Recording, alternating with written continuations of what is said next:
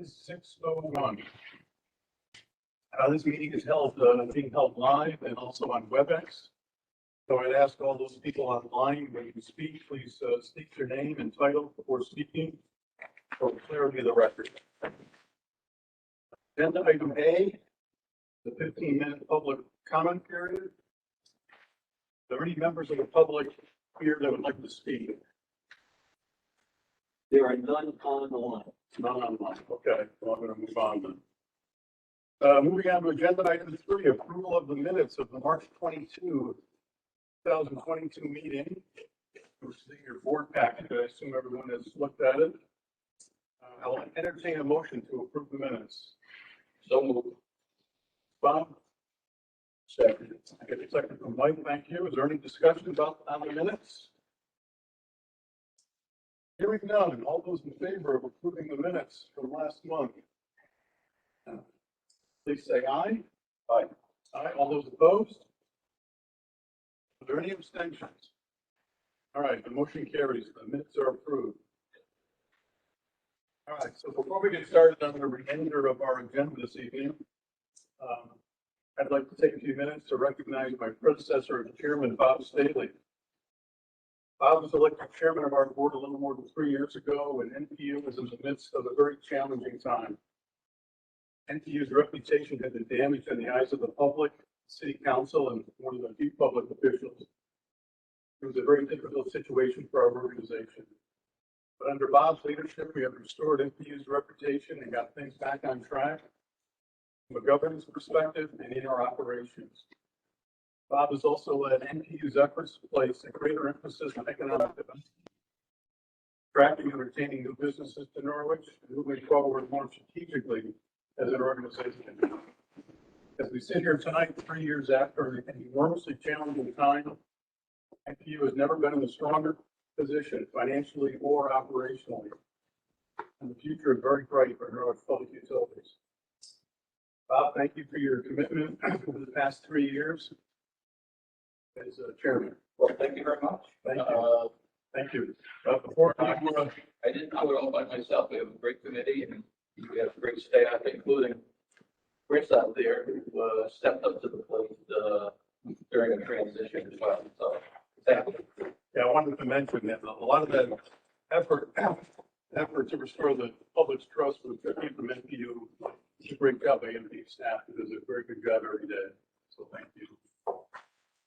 We have a little gift for you here for your 3 years of hard work. Maybe you're right, but we did get the plaque here.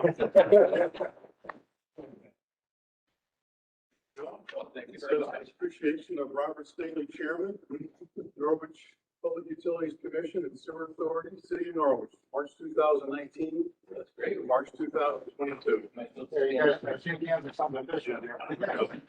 Here's what we do. We hold this, we hold it, we shake Mike's hand. We think, you know, we hold it. You gotta have your back.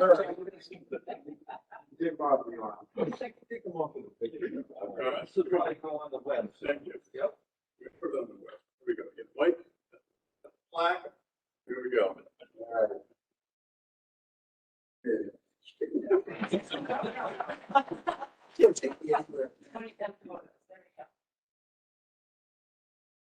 All right, very good. All right. Well, thank you very much.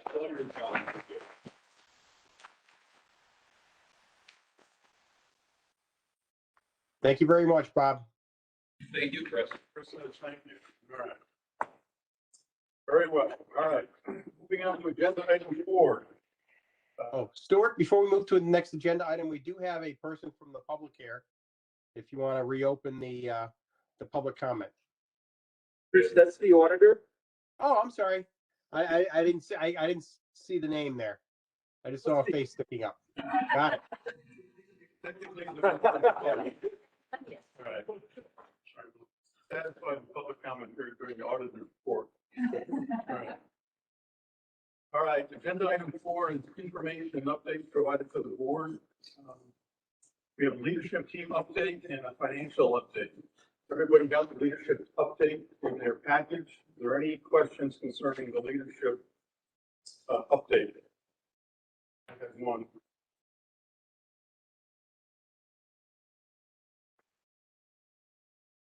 One and two, hang on.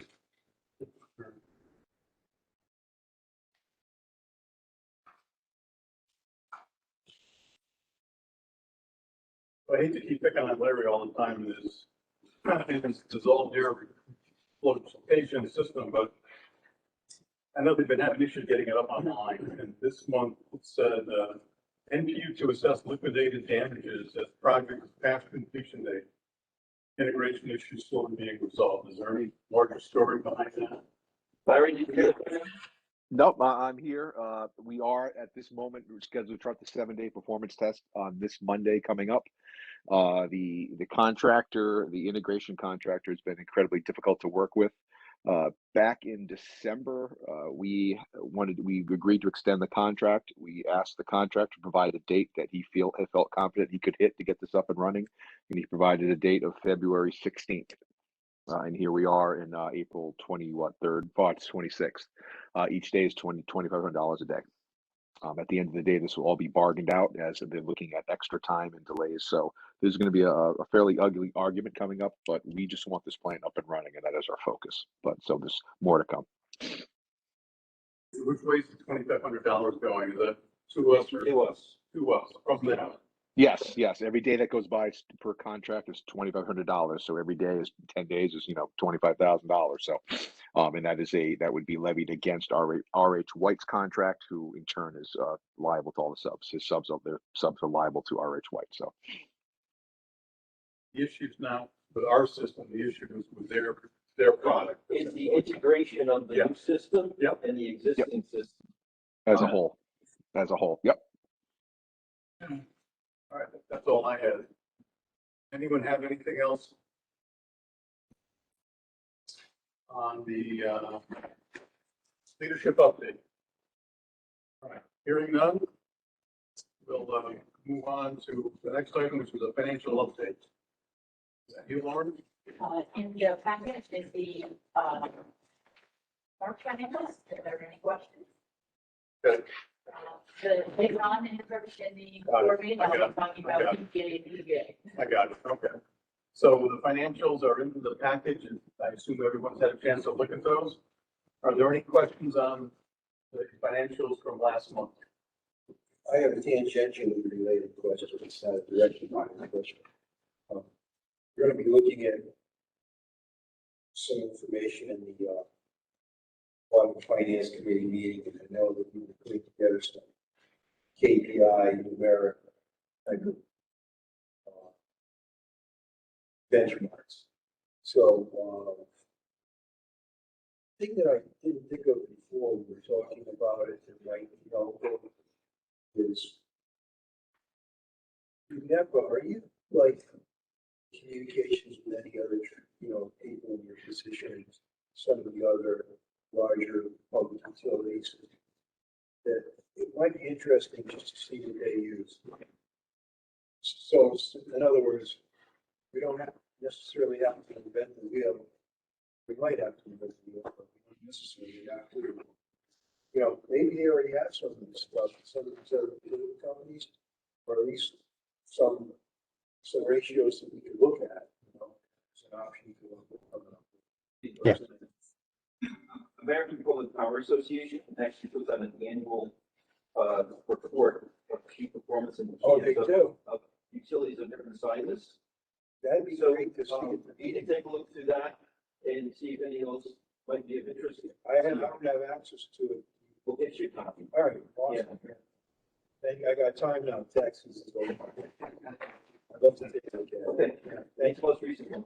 Thank you very much. Okay, excellent. There's no other questions on the leadership or financial update.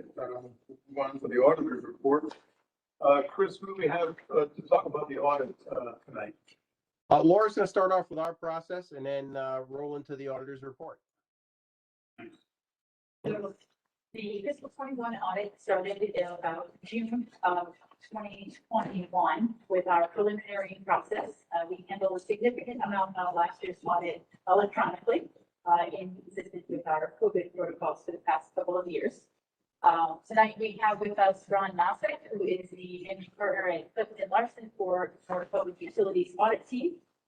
He has specializes in the audit of government entities, and he's here tonight to give us the overview of the audited financials for 2021. We have that presentation coming up right now. Great. So Ron, I will give you the floor. All right. I'll try to move us through the slides here. I am going to be covering at a pretty high level. I'm not getting into any granular activity here this evening. But if you have any questions as I'm going along, or if you want to hold them till the end, I'd be more than happy to address them. The first thing, just a little bit of background. The last time that I spoke with the utility board here, we were Bloom Shapiro. Effective 1/1/21, Bloom Shapiro was acquired by Clifton Larson Allen. The teams remain the same, if you will, although we did have some turnover on the Norwich team this past cycle. But what predominantly changed was some audit methodology. CLA has a bit of a different methodology than Bloom Shapiro did. And they have a national technical review process, whereas we had at Bloom Shapiro what's called a concurrent partner review. That's a little bit more robust, and to be honest, it was the national reviewer, and it was a bit of a headache from getting through it, but we did get through it. So from a highlight perspective, the presentation here, if you want to jump up a slide. I'm not sure who's managing. Okay, perfect. So I'll go over the scope of the engagement, the reporting results, a few financial highlights, and then required communications, which are required communications from us, the auditors, to you, those charged with governance of the entity.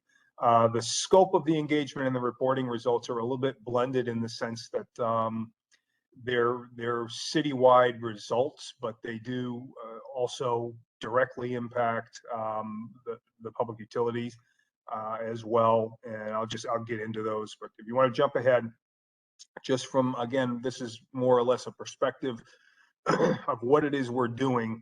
All governmental audits are actually performed under 3 sets of standards and/or rules. Primarily, we're operating under generally accepted auditing standards. The opinion that we issue relative to that is page 1 of the audit report that is published. It usually runs 3 pages.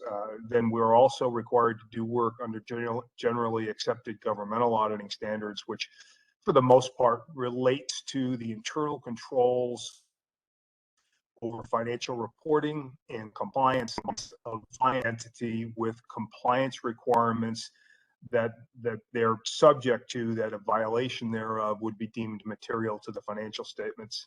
And then on top of that, and if you want to jump to slide 4, we're also doing this work under uniform guidance, formerly the Federal Single Audit, and under the Connecticut State Single Audit Act. The thing there is it's very similar to the governmental auditing standards in that it's focused on internal control and compliance, but the focus is very narrow, only on the major federal programs that fall under on an annual basis, or the major state programs, depending on whether you're looking at a federally funded grant or a state funded grant. Norwich Public Utilities did not fall under the federal single audit insofar as there were no major programs that had to be audited this year that were relative to public utilities, but I give you this information just relative to the city itself overall. So from a results perspective, we want to go to slide 5. The audit opinion was an unmodified or clean audit opinion on the financial statements. The primary financial statements that we issue relative to the city, they're all based on the opinions, and the reason I have that as plural is they're based on the opinion units that are embedded in the financial statements of the city. So we actually opine on the governmental activities, on the business type activities, on each major fund, and on the aggregate remaining fund information that is all embedded in the financial statements.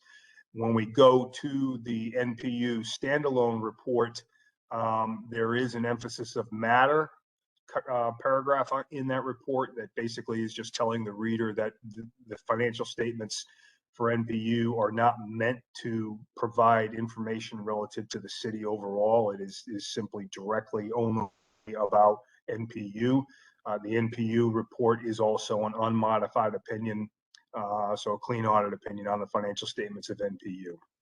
You want to jump ahead again, this is more or less, this would cover NPU. So under governmental auditing standards, there were no material weaknesses that were noted. So again, those would be internal controls relative to the financial reporting process.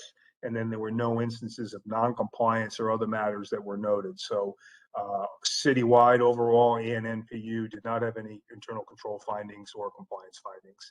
And then the last slide relative to the reporting results, or the last two, I should say, these are just on the federal single audit and state single audit.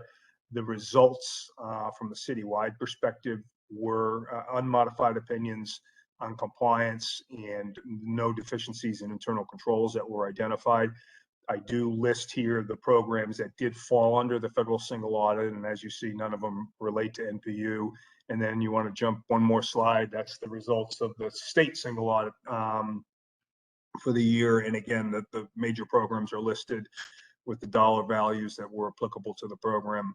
And again, nothing applied to NPU, but again, overall, from the city's perspective, it was an unmodified opinion in compliance and no internal control matters that were required to be reported. So all in all, very clean reporting, both citywide and with NPU's financial statements. We want to jump another slide. These are going to probably ruin your eyes, and I apologize for that. I've yet to figure out how to get these financial statements into a document that you don't need the Hubble telescope to see the numbers.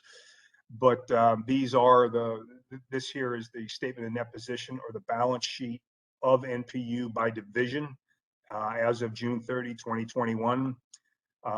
Overall, the net position of NPU increased for a little over $4.2 million, and you ended in a net position of $134,421,761. Most of that net position, as you see, and the net position section of the balance sheet here is down at the bottom. It's invested in the utility assets, so they're not, it's not liquid in nature. They are the revenue generating assets that the utility uses to provide its services. From a fundamental perspective, when you look at these balance sheets at the division level or at the overall level, at the consolidated level, it is actually in a very good position. When you look at your liquidity ratios, be it a current ratio or free cash ratios, they're all very, very strong. Debt coverage ratio is very strong. So there's really nothing from a fundamental basis that should lend any concern at this point in time. Again, when you're looking, or realize you're looking at a snapshot in time that's almost a year old now, unfortunately, but nonetheless, that it was in a strong position as of June 30, 2021. The next slide is the operating statement, or the income statement of the utility, again, by division level. You can see that operating income, so that's about middle of the page there, for each division was pretty robust. And again, as I stated on the last slide, the overall change in net position, which is the third line up from the bottom, was positive at all three division levels. You can see there by division what the net impact or the net outcome was for the fiscal year. And then last financial statement we'll look at here is the cash flow statement. And what I would focus on here for the most part is that very top section, the net cash provided by your operating activities. So in all cases, we're generating positive cash flow, and overall organizationally by division again, and then overall total. If you look a little lower than midway down this financial statement, you'll see the net increase in cash and cash equivalents year over year. So again, in each division, overall, by the, come year end, there was positive cash flow increasing again at each division level. So the final thing I'll talk about is the required communications. I'm not gonna, I apologize. There is one more financial slide. This is just your long-term debt. I do like to bring this to the attention of any entity relative, governmental entity, especially given the impact these days of pension and OPEB liabilities. Obviously, NPU is only being allocated a portion of the overall city liability, and I am aware that the city has gone out to bond for that pension liability, but you can see those year over year. You did have an increase in your notes payable with the state of Connecticut year over year due to some new issuances that took place during the fiscal year. And then we can move on to the required communications. And again, I'm not going to read through every one of these. Hopefully you do have a copy of this to refer to after this meeting or some other time. But what this is all about is that, and the topics that we're reporting on here in these communications are not something that we select. The AICPA drives this. All of these topics are required topics. So this is, from a topical perspective, is boilerplate, and then obviously modified entity by entity as to what's going on in that entity. But what it's primarily designed to do is to give us, your auditors, an opportunity to report to you if there are any issues or instances where management is, in our opinion, is bringing forth some bias relative to the financial statements, meaning they're trying to make them look better perhaps than they are, or they could be making them look worse than they actually are. Under all of these topical areas, probably the most the area subject most to bias would be your estimates, and that's the first one that's being reported here. So we are required to report to you what we deem to be the significant estimates that are embedded in the financial statements. So the allowance for receivables, your net pension liability, your OPEB liability, and the estimated useful life of fixed assets. Management at NPU really only has control over the receivable allowance and the fixed asset lives. The pension and the OPEB liability are derived out of the actuarial report that's provided to the city by a third party. So again, those are the areas. There was nothing that gave us any indication throughout these topical areas, and we can move quickly through the final slides here. So there's, yep. Yeah, I was just, when you were talking about the indebtedness, Yep. Or maybe Laura, I'm not sure, what our capacity is for further borrowing. Are we up against the maximum? Are we halfway to the maximum? What's the flexibility going forward? I don't have that calculation per division, Okay. but that is something we can work on and go over going forward and maybe a finance audit maybe. Okay. All right, that's fine, thanks. Yeah, I don't have that data on hand as well. I have a question too. How do I ask it? Sure. Hello, is it Ron? Yes. Hi, Mike Goldblatt. Just curious, you mentioned that there was net assets of, I think, 134 million and change. And Yep. that 125 million was in operating assets. But we do have over 40 million of cash. So apparently the way you're constructing this, you're not including all our cash in the 40 million is not 9 million. Is that because you've got like cash reserve stipulations? Do we want to keep a certain amount of cash there? So you're not regarding it as a liquid asset? Well, the calculation of, and if, who's ever got the slide deck, if you want to jump back to that balance sheet. But the calculation of the major portion of that net position. So there you go. The 125,618,706 is the net investment in capital assets. That all it is the book, and it's a non-negotiable, if you will, calculation. It's the book value of the assets. So cost minus accumulated depreciation minus debt related to those individual assets. So it's a pretty simple calculation for the most part. When you look at your balance sheet here, if you looked over at the consolidated total, you got almost 153 million in capital assets. That's the net book value. So that includes accumulated depreciation against that original cost, minus portions. In this case, it would include the notes payable. It will include capital leases if they relate to assets that are held in those capital asset accounts. The next portion that you'd look at and calculate relative to net position is what is restricted in the remainder of that balance sheet once that primary calculation of the capital assets is completed. And then the unrestricted portion is everything that falls to the bottom, if you will.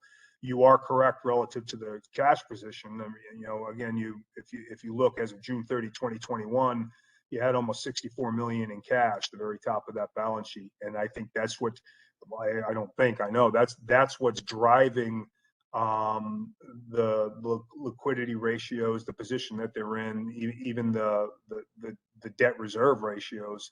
That's the big driver in what's making this balance sheet, present in a very strong position as of that date, that measurement date.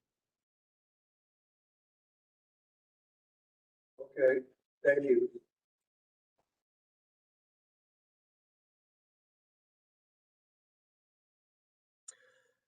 So, yeah, you can jump through those, the remaining qualitative aspect or remaining required communications. But again, what they're driving at is, was there anything that came to our attention that we should report to you that indicated management was doing something other than trying to represent the factual results of operations and financial position as of the measurement date, which in this case was June 30, 2021. And then just the last thing on there is my contact information. Because I jump off this screen doesn't mean I'm not accessible to you. If any of you have questions, I'm more than happy to sit here and ask and answer what I can this evening as well. But if you have questions down the road, please feel free to reach out to me. It's probably best to work, through Laura's office to get to me relative to questions. But if you don't want to, or you just you want to reach out to me directly, I'm going to take the call. Okay, thank you, Ron. Thank you. Are there any additional questions concerning the audit from the board? Okay, hearing none. Good job, NPU, getting an unmodified opinion. Yeah. All right. Thank you, Ron and CLA. All right, moving on to agenda item 6, it's the CMEC update. That's me. Can I have a question? Yes. I thought we were gonna move on. Are we voting on anything? We're gonna try to do this, hopefully, Mike, Bill? Bill will be here. In the event that he's not, we'll vote on the budget before you have to leave. Yeah, actually, How many minutes? about 10-15 minutes. Okay, we just read this and we'll move on. And if Sean is on the mic. Sean is online, right? So we have, I'm just telling you. I understand that. Whatever, So we're gonna do either. Yep, I'm here. Yeah, Sean, we're trying to get either with yourself and Bill, but if not, we'll just do. Okay. When we get through this, we'll go on to that. All right, CMEC report. The CMEC board met on March 24th, 2022. The master dashboard for February had good results. for regional competitiveness with on-budget performance and projected year-end positive numbers. The all-in total number return, however, was 15% below budget due to the same reasons discussed last month, which are continued volatility in the energy and gas markets. The February project portfolio was below budget by 19%. Positive drivers were Hydro Quebec and energy storage. The largest negative drivers were transmission project number 1 and a community solar garden. Microgen and the Norwich generator were even for the month. Transmission project number 1 was under budget. I'm sorry, transmission project number 1 under budget performance was due to a one-time, very complicated financial charge associated with Pierce closing last year, where a transmission project was charged for losses associated with liquidation of investments related to transferring pre-collected bond debt. When Mike Rawls said that, he said, I have no idea what I'm saying. And Pat Meek had to step in and clarify what that means. So it had to do with the, obviously, closing the Pierce plan and having to move money around for bonds that were obligated. Was that the Wallingford plant? So that was the one we sold in Wallingford. The energy market side of the business is very good for February, with our hedge position coming in at $86.35 per megawatt hour compared to the average LNP price of $117.78, for a savings of over $30 per megawatt hour. Executive session, the board discussed a draft decarbonization policy that laid out several options and discussion points. As you know, carbon-free energy is more expensive than combustion energy, so the draft policy, which will be made public soon, provides several options for absorbing more expensive energy. Draft policy also discusses the existing regulatory landscape and the need for regulatory reform before more aggressive penetration into the renewable energy markets can be explored. It's mostly related to the capacity charges and other things which are not currently renewable, not in there yet. Also, the Risk Management Committee reported out that they had met and renominated Bob Staley as their chair. Excited about that. And discussed in executive session several hydropower projects that could improve CMEX's renewable energy portfolio at minimal cost. So those are good. Those obviously qualify as renewable and green energy, but they're not nearly as expensive as wind and solar per megawatt hour. Lastly, with a recommendation from the audit committee, the CMEX board approved the audit of the draft financial statements for 2021 and noted the auditors have provided an unmodified position, just like yours, which is the highest rating offered by the auditors. There you go. So that's the CMEX report. Are there any questions? Well, if I could just add something, the Risk Management Committee is focusing on the initial development of the green energy program. And we're going to be discussing next week at our meeting proposal to have CMEC meet with various MEUs, with the municipalities that own the MEUs, and the economic development agencies of those cities and towns, see if there's any sort of mutual beneficial green energy that can be done on a local basis.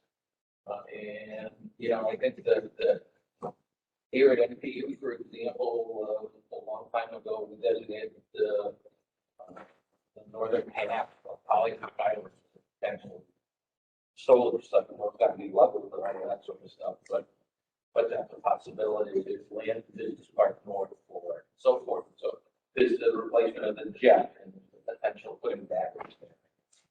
So, you know, I think that CMEC is a part of, CMEC is owned by the MEUs, which are owned by the communities, and I think that they have an obligation to at least look at whether they can do projects that make sense locally, that may generate tax revenue, that may enhance economic development, and so forth and so on. And I think it's also important that it be sort of an iterative process of where, you know, all three groups just put their proposals on the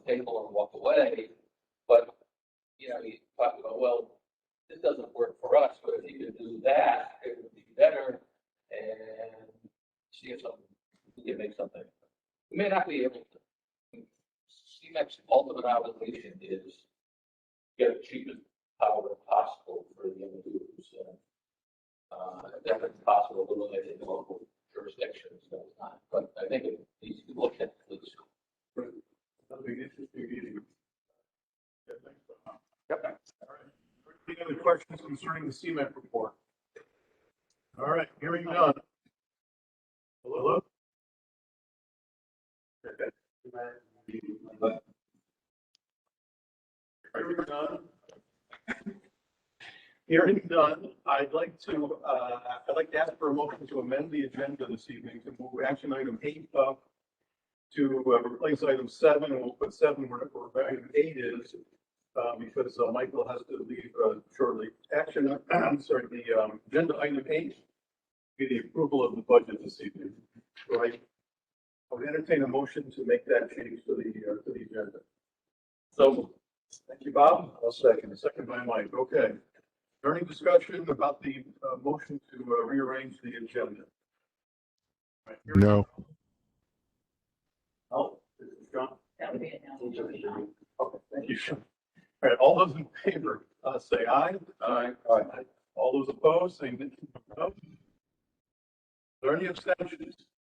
All right, the motion carries. The agenda is modified. So moving on to agenda item 8 in place of 7, which is a vote to approve the NPU budget for 2023. As you know, we've reviewed the budget for the last several months. We've had an opportunity to look at it and ask questions. There will not be a presentation presented tonight because we've already looked at it. All we have to do is ask questions if there's any remaining, and then I would entertain a motion to approve. Yes, Stuart, we have all staff here to answer any specific questions, and Laura can answer questions at a high level if there are any. Thanks, Bruce. Well, I have one question. My understanding is that Chris or maybe Laura made a presentation on the budget to the city council. Yeah, so Laura and I were both at the city council. I made the presentation, and it was received very well. That was earlier in the month. I did promise the council that I would provide them updates on our collection activities, and I will give them the presentation that Ruth provides you later in the meeting. Thank you. Okay. All right, are there any additional questions or comments on the budget for 2023? All right, hearing none, I'll entertain a motion to approve the budget. Okay, Chris? It's important that you're delaying that it's approving the budget both for NPU and for the sewer authority. They're two separate budgets. They can be done in the same motion, but it needs to be clear that it's for both. Can do. All right. All right. I will rescind that comment, and I will say that their motion to approve the Norwich Board of Public Utilities and Commissioners and the Sewer Authority for the City of Norwich for FY 2023. So I'll second the first, and I have a second. Is there any discussion about the motion as for the budget as presented?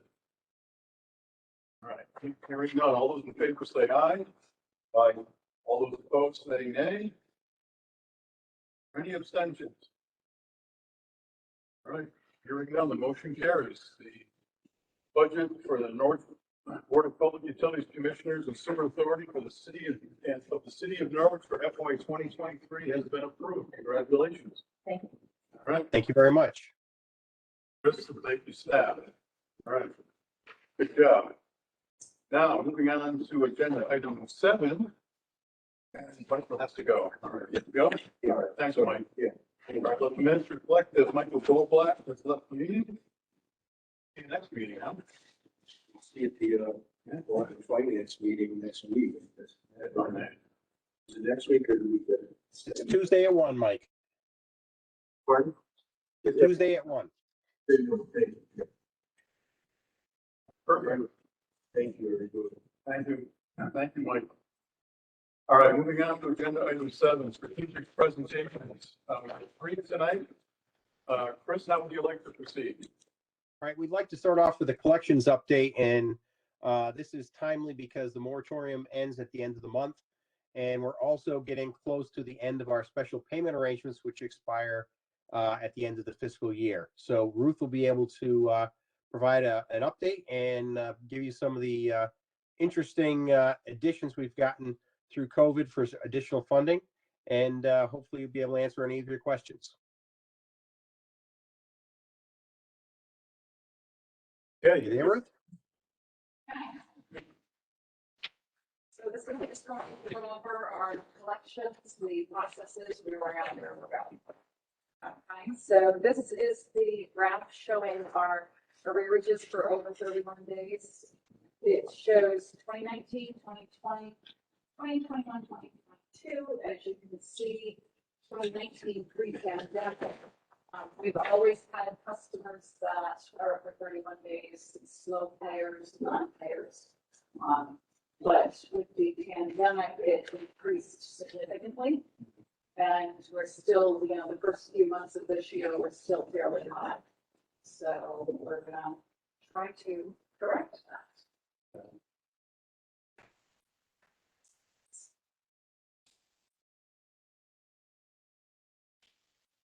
So one of the things that we had done to assist our customers throughout the pandemic was the special payment arrangements. We've always made arrangements for payments with our customers. We went a little further. The HERA required that the investor owns for 2 years on a payment arrangement. So we followed suit in an effort not to disappear. So we had customers that we put on to payment agreements for up to 2 years. Those are penalty-free agreements. So there were a little over $1 million of penalties that we did not charge over the course of the last couple of years in an attempt to help customers out.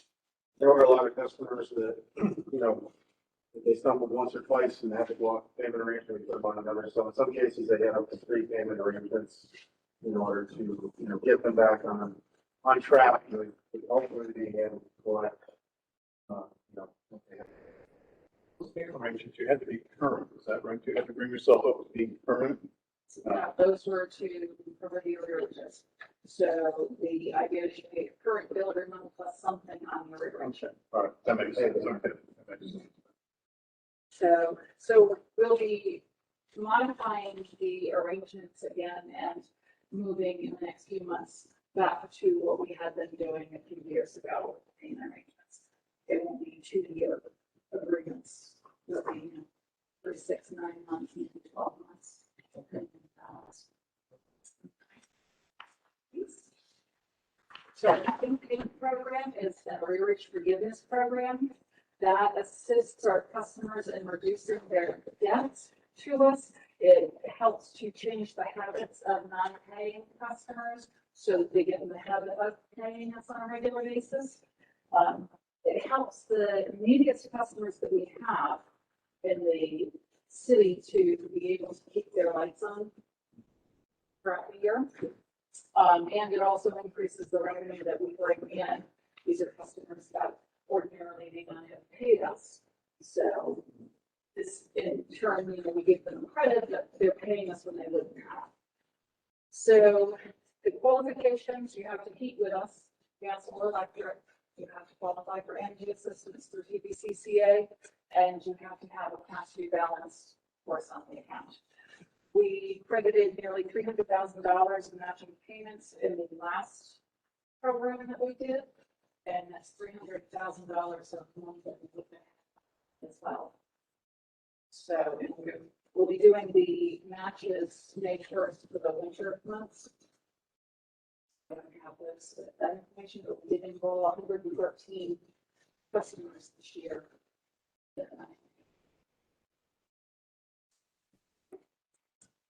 Energy assistance. We have a representative from TPCCA that works out of the customer service center every year, typically from September to May. Occasionally she'll come in earlier if they start taking applications earlier in the year. She assists the customers with the applications, takes the applications. It's handy to have her in the office with us. So if there's a need for any utility information, we just hand it off to her. There's no delay. It costs us about $25,000 a year. We pay to have her in the office. But this past year, we received a little over $2 million from TDCCA that assisted a little over 2,000 customers. That included a supplemental payment that we don't always get every year, and it was a significant amount this year, whereas ordinarily it's not. But it was a considerable sum that we received. So, all right, next slide, please. So this is just a graph of the money that we've received in the last few years. So you see the average, roughly $1 million. 2019 was a rough year for them, but it's increased considerably in the last couple of years. There's been a lot of money out there for assistance, especially this past year. Next slide. This is the number of people that have participated in TDCCA. One of the changes that we made with the pandemic was to refer any customer that was calling us to enroll in hardship.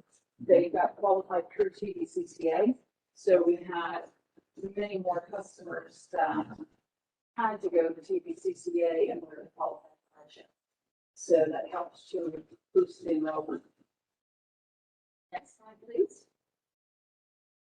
So LIWAC is the water program that was just started in the fall this past year. This was due to the pandemic. They had money, LIWAC had some money that they could allocate from the federal government to water bills. So I'm working with TDCCA right now to evaluate some customers, see if we can get payments for them. They'll pay up to $1,000 per customer. So hopefully we'll get an amount to help those customers as well, the homeowners. Slide, please. Operation Fuel. We are considered a fuel bank for Operation Fuel. We have 2 CSRs that are trained to take the applications. So we have customers that come in, or they can have them online, take the application for assistance through Operation Fuel. So we also accept donations on the bill statement. There are little check boxes to donate to Operation Fuel. So this is the other community assistance programs that we have that we've helped out with. Unite CT, that was a rental and payment assistance program that was created due to the pandemic. So we did get a considerable amount of money from them, up to $100,000, that helped a little more than 300 customers. They've got another batch, their last batch of customers they're still working with, so we should get a little bit more from them. The ARPA funds, Norwich Human Services is administrating that. They have $75,000 earmarked for utility customers. And the CDBG, the Community Development Block Grant, that is administered for residential through Norwich Human Services. Commercial is administered through the Community Development Office. So we've gotten $100,000, more than $100,000 from them to help.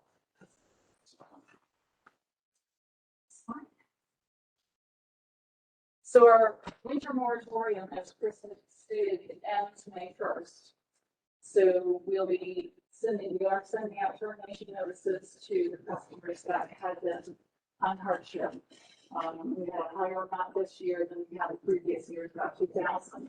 Usually we average about 1,500. So it's a tough year. You qualify if you receive Social Security, any state city assistance. We send people to TDCCA to qualify by income, and that helps them get assistance as well. So our process for the end of the moratorium, our termination notices get mailed. We mail those daily based on the area. So not all of those notices go out at once, they're staggered. To stop the termination, the first Bureau requires a 20% payment plus agreement to stop the termination. once a year. What we're doing to try to assist the customers rather than just jumping right back in, we're doing external tests. I can't see with them on or with them on. So, what we're doing is the first one is going to be 10%. So recognizing that the pandemic, there's still people that are struggling but on the flip side, we need to get back on track. So we'll let them turn back on with the 10% of their outstanding bill payment. Yes, Okay, and that could come from them or TVCCA or any of these support programs. So Correct. that correct. The second time will be 20%. And we'll make the payment arrangements to help anybody, and it's always termination is our last resort. Shut somebody off.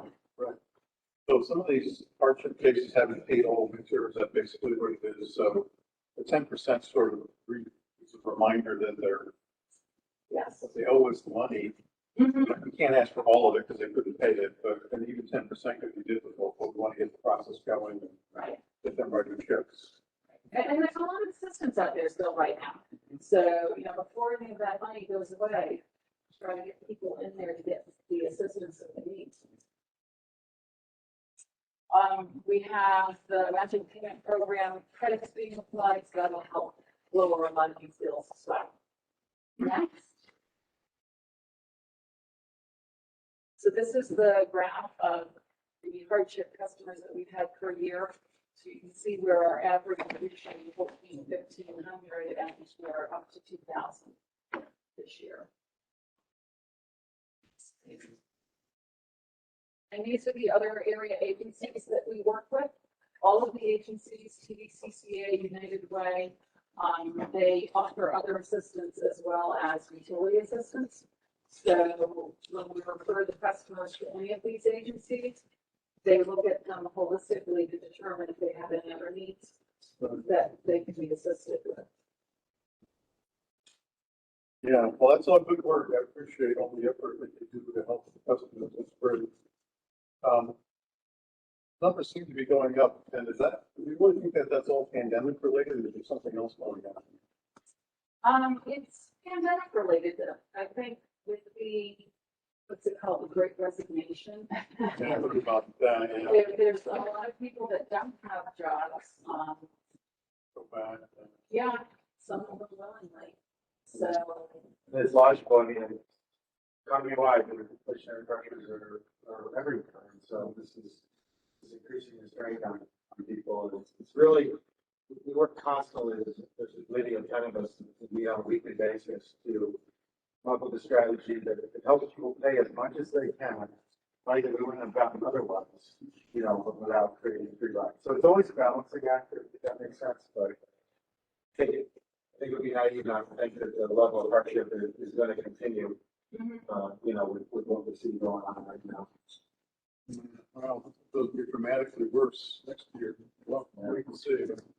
yeah, there's still a lot of assistance out there. Yeah, that's the good news. Yeah. So, right. So we're trying to get people out there. Yes. Where did they get their funding from? TVCCA? State and federal. You go back to the chart, you guys said, real quick, in my head there, it's about $6 million. Yeah. But in the course of the pandemic, that we have brought to the community that wasn't a cost to the community. That makes sense. That's huge. So that's how we can really help people. If you're assessing one part of the community to help the other, that's not nearly as beneficial as if you bring in money from the outside. Route 13 did a tremendous job to facilitate getting these money to go out. Great. Well, thank you very much, Ruth. Is there any sections of the board? Yeah, I'm just curious, I mean, I'm sure most of the people helping out are people who are in need and who need the help. Gotta be few people who are able to pay, but wanna save expenses. Is there any way to determine who's who or to act accordingly? Other than the relationships that we've established. Yep. No, we don't ask for any, banking details, personal details, but over the course of time, we find that it's the same, the 5,000 people that walk through the door every month, they're the same people year after year. One of the reasons that we utilize PDCCA is so that we are not the holder of the financial information. And then if you look into the details of our spawn arrangements and other programs that we have, it always requires, as we touched on earlier, applying for hardship with PDCCA. So in the reality of this or efficiency or any other program we've done, there's always going to be some level of free ridership. You just can't prevent if you're going to help people. But by doing that, I think we significantly reduce the amount of free ridership on the program. And there's some intuitiveness to it as well. If we have a customer that has paid us every month faithfully for years and then, slowly had a decline, that gives us an indication that something is going on. There's an illness, lost a job. Then there's the ones that every year don't pay us throughout the entire moratorium. So then, they're having a hard time catching up. Again, we meet weekly, about 10 of us from all different divisions in the utility. And a lot of times someone will have worked with the individual or the corporation. And so you have an idea if they are going through a hard time or if they go up, likely to go up. We try to be proactive with reaching out so we don't get that huge bill and then they have to recover from that. We catch it in an exception report. We call them, find out what's going on, get the problem fixed. It can be as simple as a leaky toilet. That can quadruple your water bill instantly. So, by a lot of preventative medicine, I think we're able to help that. But we do discuss a lot of these questionable, for lack of a better term, situations on a weekly basis, and in many cases, follow our guidelines to make our best judgment. And sometimes, Mr. Riley had a customer situation earlier where, you asked a couple of questions, well-placed questions, and information comes out. And I didn't used to do that, but thankfully, Professor Swift has taught me to be a little more cynical and ask a couple of questions so that you get a lot more information. Life experience. And how do we stack up? I mean, we have more of this than Rock does, for example, or whatever source. Different numbers are different. We are more lenient Okay. than other utilities, especially the investor owns, but I know I've had conversations around this one. We are more lenient, but we are a depressed area as well. There's areas in all towns that might have that, but seems to have a higher percentage than other areas. But I guess I wonder if there's anyone else like me who would run a surplus for the last several months, or actually years. On your budget plan? Yeah. That's not what we actually set up the budget plans. We set up the budget plans that way so that they're pleasantly surprised at the end of the year, based on your history. Well, I think that, changes yearly depending on whether it's all for services. It could be rates, but it could be a difference in some of the things that the customer had earlier. We do an automatic payment. Probably not, but it's, we have a significant surplus every month. That's the good thing. It just goes yearly. Yeah.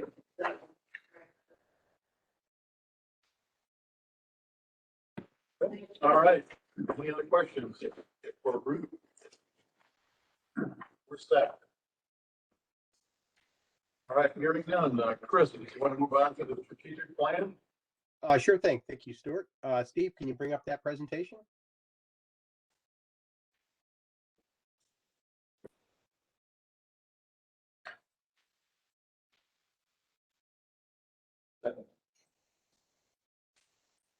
Got it, Steve? Or not, I can send it to you if you haven't got it.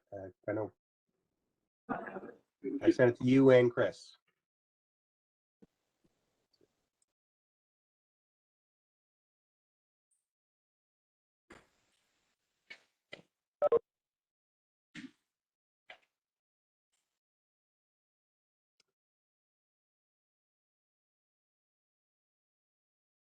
Okay, Steve, I just sent it again.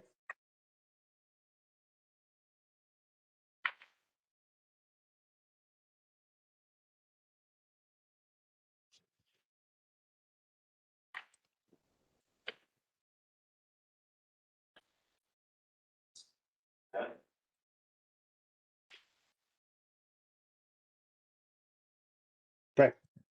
Thanks, Steve. All right, can we move on to the next slide? All right, so last month we had a board workshop on the strategic plan. We presented the entire strategic plan in detail, and we also included that in the board package. So our vision statement is we are delivering essential utility services to our customers in the most affordable, innovative, and reliable way possible. NPU is committed to supporting the economic and social growth of our community to help make Norwich a great place to live, work, and do business. We go to the next slide, Steve. Oh, no. Did I send you the wrong one, Steve? I'm sorry. Hang on. Yes, I did send you the wrong one. Oh, good. Hang on.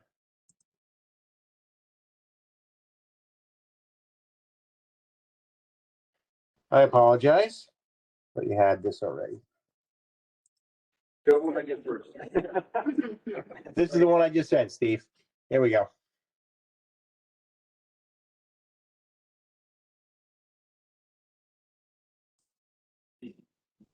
Latency. There we go. All right, let's go to slide 3. Slide 3. There we go. Okay, that's where it changes. So, as we discussed in the workshop, we started the process with staff in October of this year or of last year, and we finalized the draft and presented it to the board on April 13th. In the last few weeks since April 13th, we have had some board input and have modified and added that input into the presentation or into the strategic plan, and that was included in the board package. So, what are our next steps? Our next steps are to internally review the plan with all work groups, make sure everyone in the entire utility is aware of all of the strategic initiatives we're doing, and then start creating the detailed work plans to achieve each of these goals. So every employee in the utility will have a small piece of the entire strategic plan. We're also going to start creating an executive dashboard. This is going to be very similar to what you've been seeing for the last 3 years of the last strategic plan, but with new goals updated into that document. We're going to update the workplace posters, and we're going to meet monthly with the leadership team to work on the action plan. So this is not going to be something that goes on a shelf. We're going to work on this monthly. And then every quarter, we're going to be presenting the executive dashboard to the board so you can see where we are moving along in the strategic plan. So the strategic plan is a living document. It's going to get modified as the world changes. It's a snapshot right now where we think we need to be, but we'll be adding and modifying as it goes as needed. Does anyone have any questions on the strategic plan or what we're doing for the next steps? You got all set, Robert? Okay. Any questions to Sean? Finish honestly, yeah, I don't know. Okay. No questions from me. No questions from me. All right, I really want to thank staff for all the effort they put into this. It took a lot of effort and a lot of hours to get this done, and I think you'll like the first report you see in July as we're moving along with a lot of these strategic initiatives already. Okay. All right, thank you, Chris. I'll let the minutes reflect that Bill Barzika has entered the meeting. Apologize for being late. At 7:05. Sitting in Lexi, but that's okay.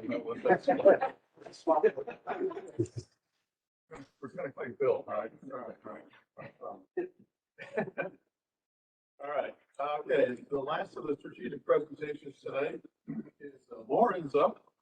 Talk about the impact of inflation on the PGA and the PPA. I have a funny feeling it's going to have a negative effect on the PPA, PGA and PPA. Yes, we've been Oh, monitoring the costs over the past several months, and those costs continue to rise. Inflation continues to impact every part of our daily life, from groceries and travel to the cost of homes and vehicles, so prices are increasing. NPU is not immune to this, but we have mitigated some of the impact of this on our energy costs. Next slide. In November of 2021, we increased the PGA and the PPA based on our forecasted costs as of September 2021. Since then, energy costs have continued to decrease. Last month's presentation made an overview of the national and global factors that are increasing those costs or impacting those costs. And the continued cost increases have, as a result of the volatile energy market, now require us to increase the PGA and the PPA to ensure cost recovery. So first, we'll go through gas and the PGA. This chart shows the forecasted fiscal 23 gas expenses. In September, our fiscal 23 gas expenses were forecasted at $7.45 million. Our current forecast, as of March 31st, this forecast has increased by $2.14 million for a total of $9.59 million for gas costs in fiscal year 23. That's over a 30% increase in the last 7 months. Significant change in our forecast. This chart shows prior and the current forecast for gas expenses by month and annually. The orange bars represent the monthly forecasted costs as of September of 21. The blue bars show the monthly forecasted costs as of March 22. The green line shows the total costs as of September of 21. That was our forecasted annual cost. And the black line shows the forecasted total annual cost as of March of 2022. As you can see, the difference between the bars and the lines is significant, showing that significant forecasted change in expenditures. Next slide. This slide shows the historical market trend in comparison to the NPU PGA. At one of our prior meetings, the student had asked how the market compares to the PGA. This chart shows the relative stability of the PGA, which is the orange line, and compared to the volatility of the gas market, which is represented by the Henry Hub pricing, and that's the blue line. So you can see the relative stability of the PGA compared to the spikes in the Henry Hub market pricing. Slide.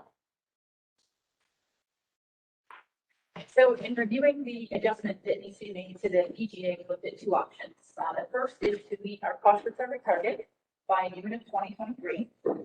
Current year projected costs of fiscal 22 at 8.9 million, fiscal 23 9.6, and fiscal 24 7.6. In order to meet our goal of stability, we could look at that long-term forecast. To meet the cost recovery target of 3.9 billion by June of 23, the PGA increase at June 1st of 2022 would need to be 0.3277, or just under 30 cents. That would bring the PGA up to 0.6919, which would mean an increase to the PGA component of the rate by about 90%. What is that as a percentage of the total gas? So we'll get to that. Okay. So our current forecast through 24 then indicate a decrease in the cost of gas, and a decrease to the PGA by about 55% in the following year.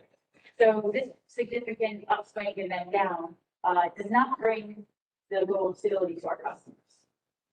Next slide. This just as a chart that shows option 1 kind of graphically. We can see that our current PGA, then that significant spike, and then looking out in a future year, that decrease. Again, not meeting our goal of stability for our customers. So we looked at our second option, which is cost recovery through June of 2024.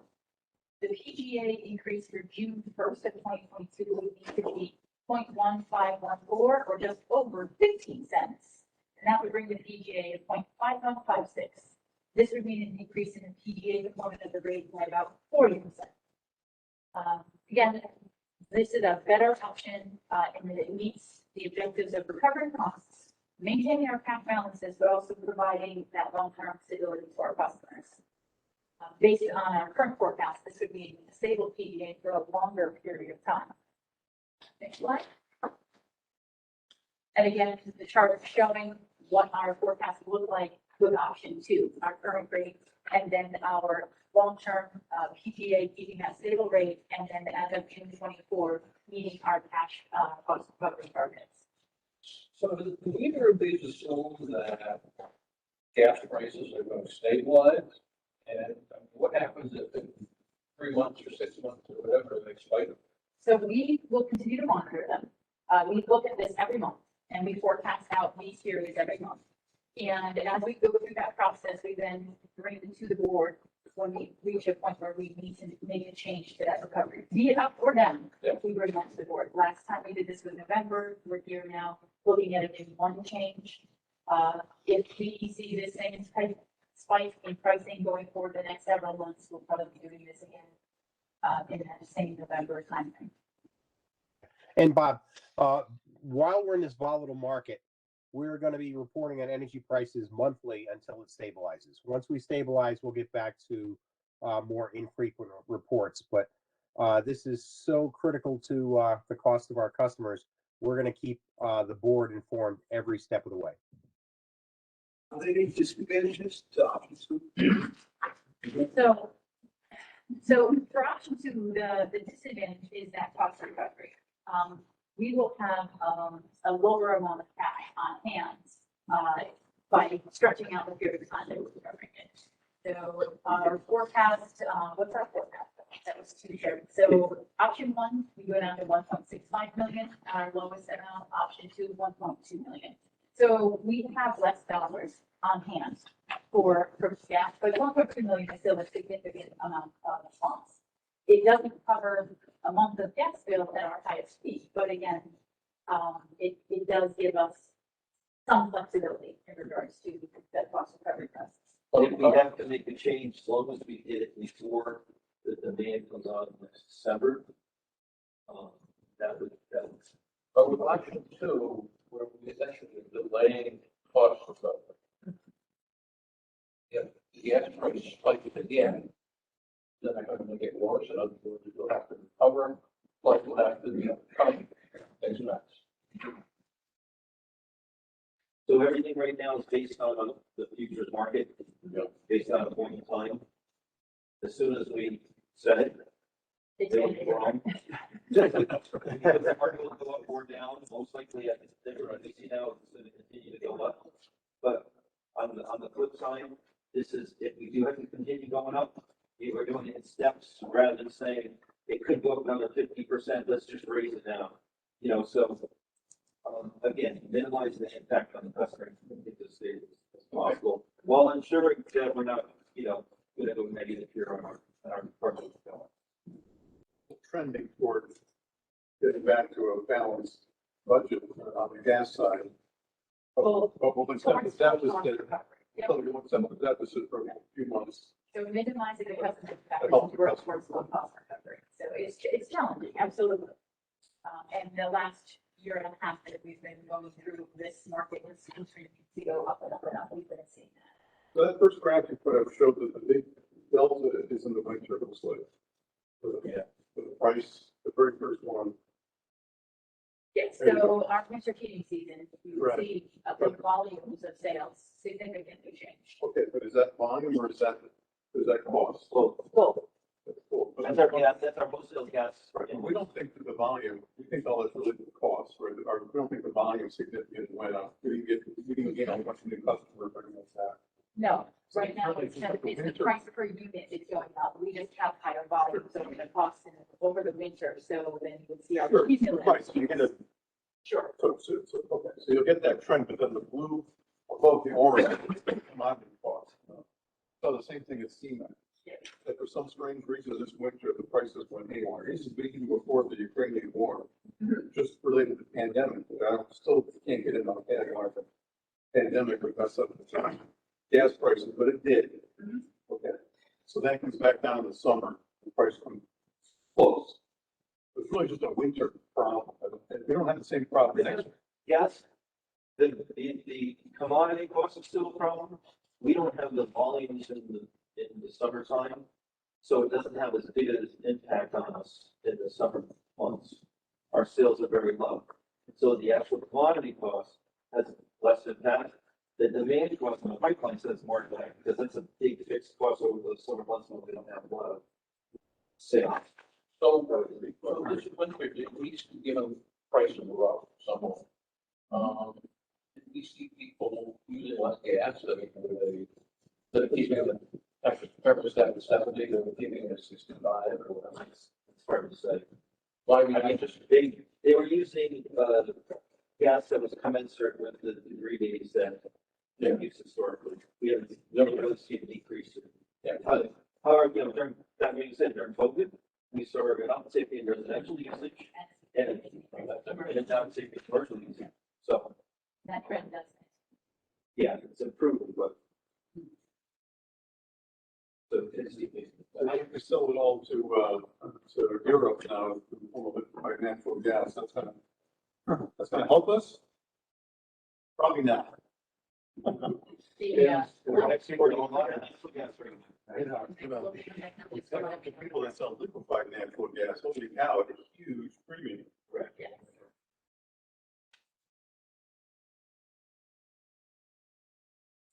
So now we'll go through that same analysis process for electric and the PPA. This chart shows our forecasted fiscal 23 expenses. In September of 21, fiscal 23 electric costs were forecasted at 26.18 million.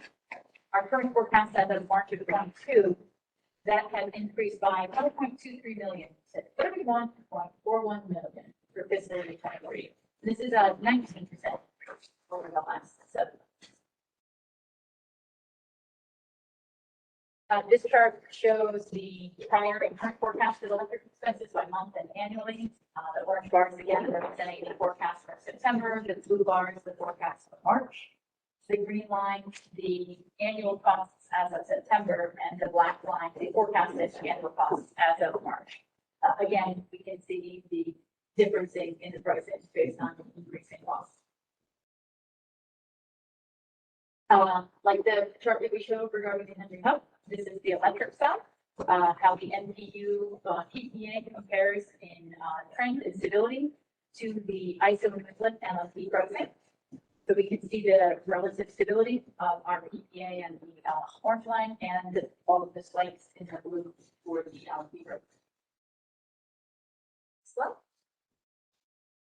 So again, looking at our first option, cost recovery by June of 23. Our current year expenses projecting at 27.9, fiscal 23 at 31.5 million, and fiscal 24 at 28.8. So to meet our cost recovery target of 6.8 million by June of 23, the PPA increase as of June 1st, 22 would be 2 cents.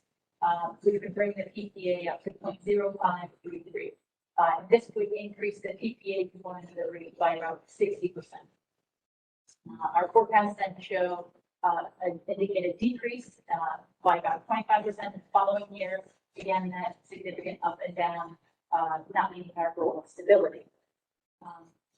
This chart shows, the next chart shows that our current PPA, that fight for that cost recovery fiscal 23, and then the forecasted decrease in the out years.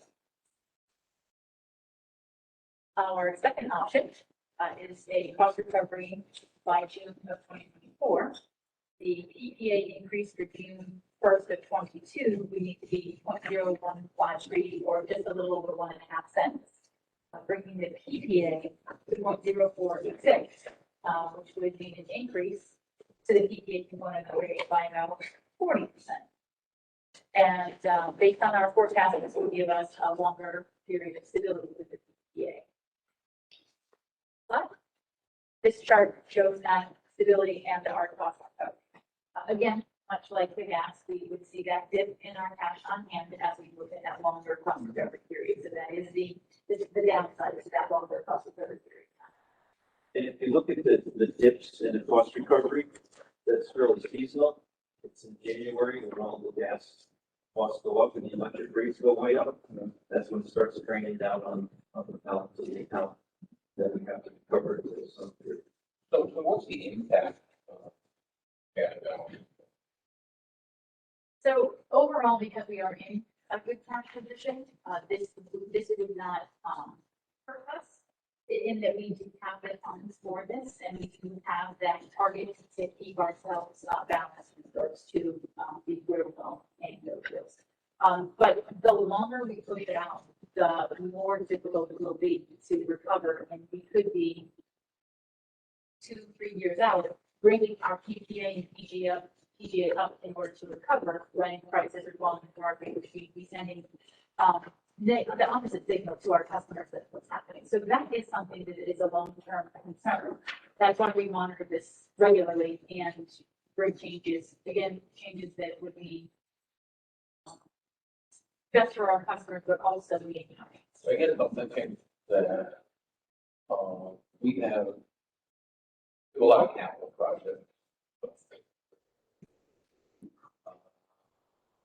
The substation project would be very important to us in terms of reliability and maybe power and all of that sort of stuff.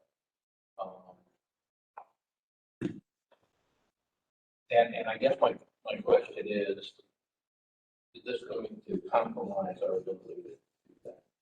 No, it should, no. No, it will not, Bob. Go ahead, Chris. It won't compromise our ability to do capital projects. Because the way our cash balances are structured, this is a component of that. And that's why we try to keep it within that band. And we shouldn't really be using other cash for energy recovery. Okay. Except on a very short-term basis. And then one final question, and I know we're all friends here, but PPA and the PGA included 10% increase for our contribution. Is that right? They do include payment to the city and gross revenue tax, Yep. or gross revenue tax on the gas side. Yep. Okay. Well, it's any consolation, I just heard, I had the airflow at my NFA meeting, that the electric rates have gone up at 8%. It's there. Yes. Say, Yeah. So that 15% on the PA, our rates broke to 18 cents now. So, well, 1.5 cents, I'm sorry, 1.5 cents. And our rate's about 18 now, so that's 8%. Roughly it's the same thing. Yes. so I guess I do have one other question, and you probably don't have this superior rate, but before all of this started, you know, a year ago, 2 years and a half ago, whatever. My understanding is that we were somewhat cheaper than Eversource. And we were somewhat higher, but a little bit higher than Eversource. Yeah. They've done some big increases too. I mean, I think it would be helpful to understand where we stand relative to others in the area. So. We have a 5. Yeah. And it's Yeah. Take this next slide. Will. So I do have some of that information right here on the next slide, so very timely today. You may know that. Okay. I set down like that. So, so if we move forward with, the PGA and the PPA, that being only one component of the rate, the average for service customer, would see a increase of about 4.5%. To the, currently, as you mentioned, our gas bills are higher than a local IOU. But cost recovery for the PGA component of the IOU bill is calculated monthly, and that is likely to increase. as they are experiencing the same market pressures. So that happens every month. For electric customers, our bills are lower. And the IOU rates for their energy recovery are likely to increase for July. Their EPA component of the bill increases every January and every July, so we'll be likely seeing that coming forward fairly soon. And their winter rates didn't include all the time gas costs because they set that Saturday that they'll ever time when they went out to market. They're all probably RFP right now.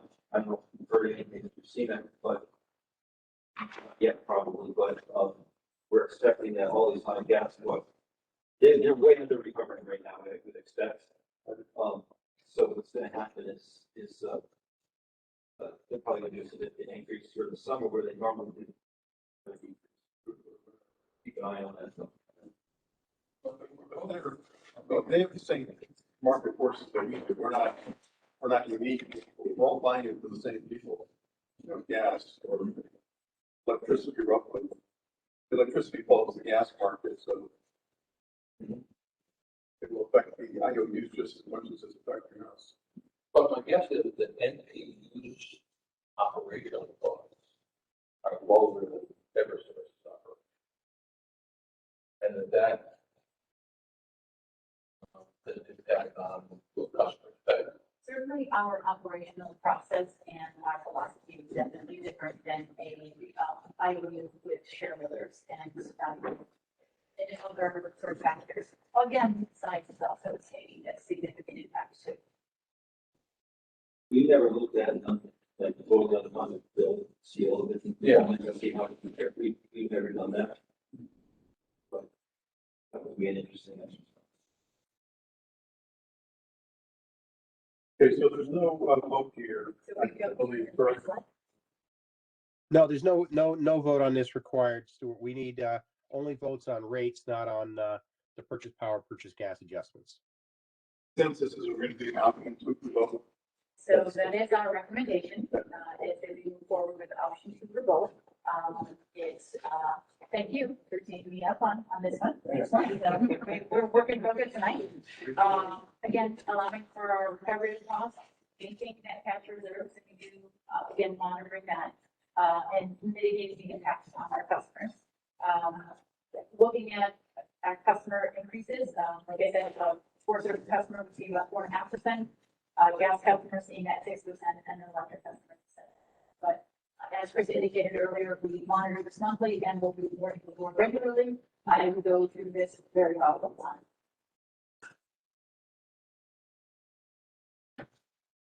Okay, thank you, board. Is there any questions concerning the presentation of the PTA and the PGA this evening?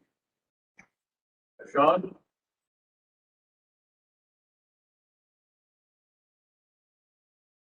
Can you hear me? Can you hear me? Hello?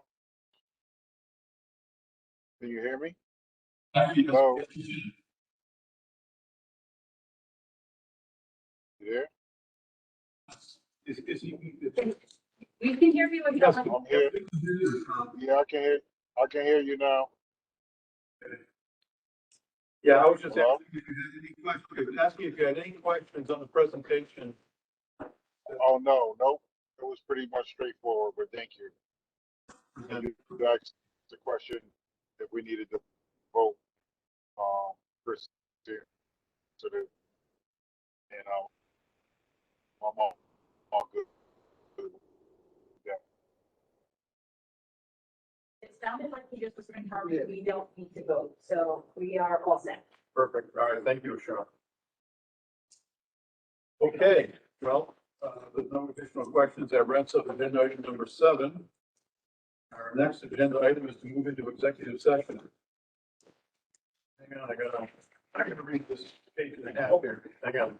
Go ahead. Can I ask two quick Yes, questions? you can.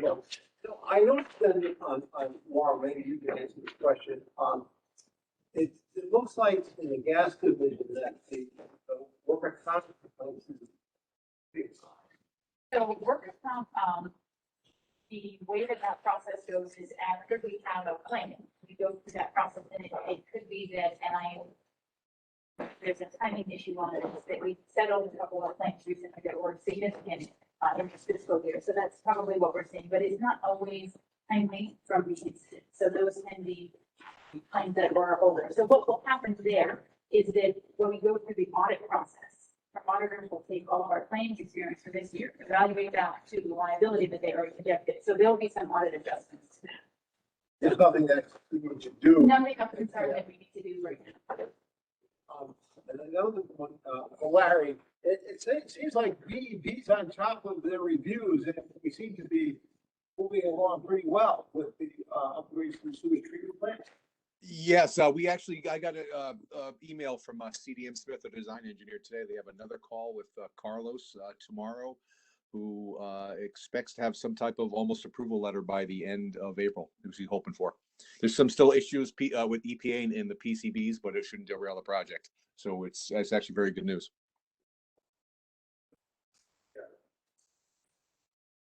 Thank you. Okay, thank you. All right, agenda item 9 would be to move into executive session. I will entertain a motion to move into executive session. All right, thank you, Bill. But do I have a second? I'll second. All right, Robert seconds. Is there any discussion? All right. All those in favor say aye. All those opposed say nay. Are there any abstentions? All right, the motion carries. We're in executive session. And Chris, who would you like to remain in? All right. And moving on to agenda item 9, is there any additional business to come before this board this evening? I just had two quick questions. I know I brought up in the past the possibility of maybe offering water testing services to the MPU lab. I mean, there's virtually no testing labs within 20 minutes of Southeast Louisiana. And I just, thought that maybe that would be, a business line to perhaps get into, to offer, services for, just general potability testing that we normally do as part of the, the water division. Possibly volatile organic compounds, but just a thought as one way to possibly raise revenue. I don't know what kind of investment it would take, but that's just a consider. And the other thing, do we sell pool water or our water? Yeah. We sell pool water, Bill. And we fill it up right in the yard here, and we charge it by the load. That's just a thought I had. Yeah, so Sell pool water, right? I mean, we don't deliver it ourselves. Again, like with the Hydro Springs water, I think we'll sell it. That's just a thought on the I don't know what it would take, but, there could be a need for it in Southeast Connecticut, and, you guys do a good job, and just something that's something we can take a look at, Bill, and get back to you in a future meeting on the viability of doing outside testing. Thank you, Chris. Thank you. Thank you, Bill. All right, is there any additional business to come before this board this evening? All right, hearing none, I'll entertain a motion to adjourn. So move. I have a first and a second. All those in favor, say aye. Aye. All those opposed, say nay. Aye. Any abstentions? All right, the motion carries. We are adjourned. Thank you, everyone, for attending and contributing. I appreciate the help. And thank you for